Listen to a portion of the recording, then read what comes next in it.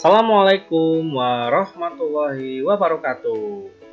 Hai teman-teman semuanya, apa kabar kalian? Semoga kita semua selalu dalam keadaan yang baik, sehat, dan tentunya bahagia. Kembali lagi berjumpa bersama saya, Siva. Ya teman-teman, kalian bisa panggil aku Siva, bukan anak kecil ya. Oke teman-teman, pada kesempatan kali ini kita akan melanjutkan pembelajaran kita.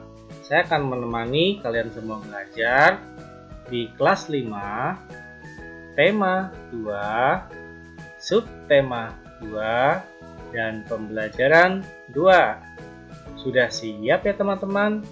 Yuk simak penjelasan berikut ini. Hari ini kita akan belajar tentang dua hal.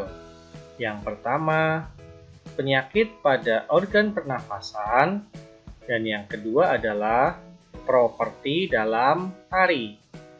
Yuk teman-teman, kita akan belajar yang pertama yaitu penyakit pada organ pernafasan. Penyakit yang pertama adalah penyakit asma. Kita akan bahas dari segi yang pertama, penyebabnya. Nah, penyebab dari penyakit asma ini adalah penyumbatan saluran pernafasan karena debu, udara yang dingin, alergi makanan, atau bisa juga kelelahan. Jadi, teman-teman usahakan hindari debu dengan menggunakan masker. Hindari udara dingin dengan jangan keluar kalau malam-malam, ataupun terpaksa kalau kalian harus keluar malam-malam ataupun di tempat yang dingin, jangan lupa pakai jaket ya. Nah, kalau alergi makanan ya bisa kalian cegah dengan memakan makanan yang memang tidak membuat kalian alergi. Dan yang pasti nggak boleh kelelahan ya. Nah, selain penyebab, kita juga akan mempelajari tentang gejala. Nah, dengan kita tahu gejala sakit asma, maka kita akan bisa mengetahui bahwa kita atau orang di sekitar kita itu terkena asma atau tidak. Gejala itu ciri-ciri ya teman-teman. Perhatikan, gejala dari orang yang terkena asma adalah yang pertama, dadanya terasa sesak. Yang kedua, batuk. Dan yang ketiga, nafas terasa berat.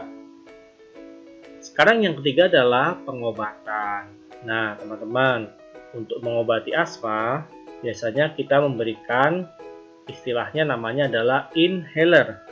Nah, inhaler ini adalah alat untuk memasukkan obat ke dalam saluran pernafasan melalui mulut.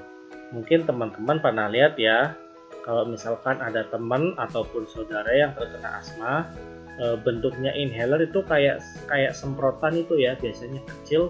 Itu kalau orang yang sudah terkena penyakit asma biasanya selalu membawa kemanapun mereka pergi, dan ketika merasa ada dadanya terasa sesak, batuk, atau nafasnya terasa berat, mereka segera menggunakan inhaler tersebut.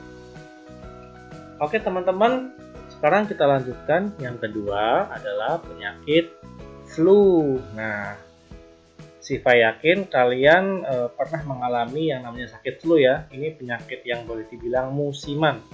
Yuk kita pelajari dari mulai penyebabnya. Kira-kira apa ya penyebab mengapa kita bisa terkena flu? Nah, yang menyebabkan kita terkena flu adalah karena kita kemasukan virus yang namanya virus influenza. Nah, gejalanya atau ciri-ciri orang yang terkena flu.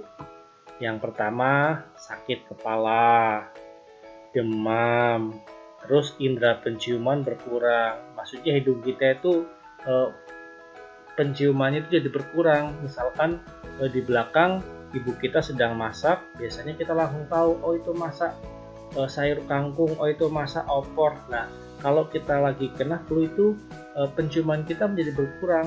Ya, ini bau apa ya gitu, masih bingung kita ya. Berikutnya ada hidung tersumbat. Nah, ini yang sangat tidak enak ya. Membuat tidak nyaman, aktivitas kita pun menjadi tidak maksimal. Itu kalau hidung itu tersumbat. Badannya gampang letih dan tentunya nafsu makannya berkurang ya. Pokoknya kalau kena flu itu enak banget. Teman-teman semua pokoknya jaga kondisi, jangan sampai terkena flu ya. Nah, berikutnya sudah mengetahui penyebab gejala, sekarang kita juga harus tahu pengobatannya. Kalau misalkan amit-amit kita nanti terkena flu, kita bisa tahu cara pengobatannya. Ya, yang pertama memang kita harus ke dokter ya. Kita minta resep dokter agar obatnya itu pas, obat yang manjur untuk kita ya, biar cepat sembuh. Terus berikutnya ada makan makanan yang sehat dan tentunya bergizi. Baik teman-teman, itu penyakit flu dari mulai penyebab, gejala, dan pengobatan. Kita lanjutkan berikutnya penyakit bronkitis. Yuk kita mulai dengan penyebabnya yuk. Seperti yang sudah pertemuan kemarin kita bicarakan, bahwa kalau penyebab penyakit bronkitis itu karena infeksi peradangan saluran bronkus. Itu penyebabnya karena virus ya teman-teman. Nah, yuk sekarang kita cari tahu gejalanya dari orang yang terkena penyakit bronkitis. Ada batuk, tapi ini batuknya cukup dibilang menyeramkan teman-teman. Batuk berdahak ya, nggak enak sekali pokoknya. Berikutnya badan kita jadi demam ya, panas dingin gitu. Terus sesak nafasnya susah gitu ya. Berikutnya kalau ada orang yang terkena penyakit bronkitis, apa yang kita lakukan?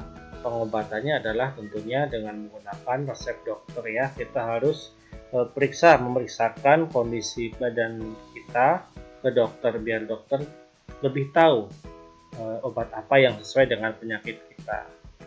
Selanjutnya istirahat yang cukup dan makan makanan yang sehat dan bergizi. Ingat, makanan sehat dan bergizi itu tidak selamanya makanan yang mahal. Justru nggak menjamin juga kalau makanan mahal itu pasti sehat dan bergizi. Oke teman-teman, kita lanjutkan. Penyakit berikutnya ada penyakit pneumonia ya. Penyebabnya apa ya? Nah, penyebabnya itu karena ada peradangan pada bronkiolus dan alveolus. Wah, bahaya sekali kalau sampai alveolusnya terjadi sakit gitu ya, karena alveolus kan sangat penting. Alveolus kan sebagai tempat pertukaran oksigen dengan karbon dioksida dalam paru-paru. Kalau sampai rusak atau radang saja itu rasanya udah gak enak sekali. Nah, yuk kita cari tahu apa gejalanya orang yang terkena pneumonia. Yang pertama, batuk berdahak sampai mengeluarkan darah. Wow, mudah-mudahan kita jangan sampai lah ya terkena penyakit pneumonia ini. Terus ada demam yang tinggi, sesak nafas, dan nyeri dada. Ini kalau kita baca berita atau dengar langsung dan melihat di TV, ini mirip gejalanya penyakit COVID ya, COVID-19 ya. Luar biasa berbahaya.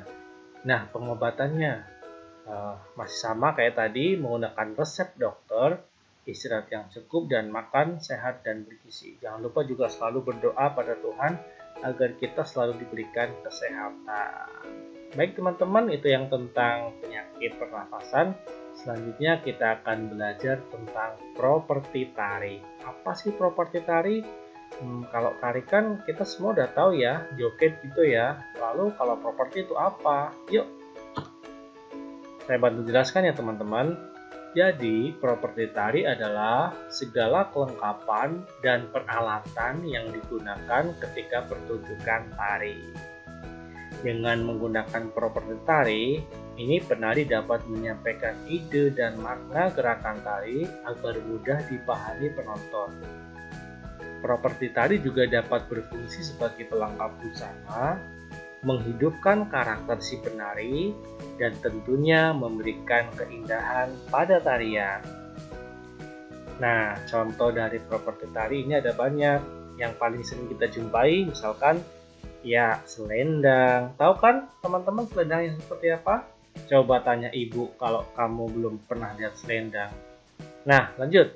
Ada properti yang berupa senjata ya, ini banyak sekali. Bisa pedang, keris, tombak, panahan, dan lain sebagainya. Ada juga topeng, piring, payung ini ya maksudnya ya, bukan payung ya, payung dan juga lilin, dan lain sebagainya. Nah, ini ada contoh gambar penari lengkap dengan propertinya yang sampai ada 11. Dimulai dari yang pertama itu yang mahkotanya namanya Garuda Mungkur. Yang kedua ada namanya Sikir. Yang ketiga ada namanya Sesuping. Yang keempat di situ yang di dada ada yang namanya Apok. Yang kelima baju atasnya. Yang keenam itu ada sayapnya. Yang ketujuh ada sabuknya. Yang kedelapan ada sampurnya. Yang 9, perhatikan yang 9, mana yang 9? Nah, itu ada yang namanya kilat bahu. Yang 10 ada gelangnya, dan tentunya ada rohnya. Ya, satu penari saja bisa sampai 11 properti. Kira-kira ini anak yang sedang menari ini namanya tari apa ya? Coba kalian cari tahu ya teman-teman semuanya. Nah, sekian yang dapat saya ceritakan untuk pertemuan kali ini. Semoga bermanfaat untuk teman-teman semuanya. Selalu jaga kesehatan dan jangan lupa selalu berdoa untuk kebaikan kita semuanya. Demikian dari saya. Assalamualaikum warahmatullahi wabarakatuh.